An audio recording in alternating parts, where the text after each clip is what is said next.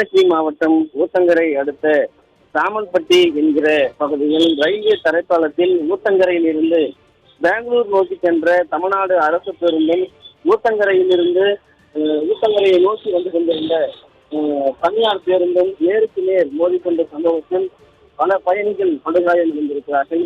ஏறக்குறைய 30க்கும் மேற்பட்டவர்கள் மிகவும் பலத்த காயமடைந்து அருகே இருக்கக்கூடிய மருத்துவமனைகளுக்கு ஆம்புலன்ஸ் மூலமாக அவர்கள் அழைத்து செல்லப்பட்டிருக்கிறார்கள். குறிப்பாக ஊத்தங்கரை அரசு மருத்துவமனையில் 5 ஆம்புலன்ஸ்கள் மூலமாக அனுப்பி வைக்கப்பட்டிருக்கிறது. போதிய ஆம்புலன்ஸ்கள் அந்த பகுதிக்கு உடனடியாக மேலும் வரவேற்கப்பட வேண்டும் என்கிற ஒரு நிலை இருக்கிறது. ஏனென்றால் 2 பேருந்துகள் மோதி இருக்கிறது. மிக மோசமான ஒரு விபத்தாக இந்த விபத்து நிகழ்ந்திருக்கிறது. பேருந்துகள் 2மே சேதமடைந்திருக்கிறது. அதே போன்று அருகே வந்த சில வாகனங்களும் சேதமடைந்திருப்பதாக கூறப்படுகிறது.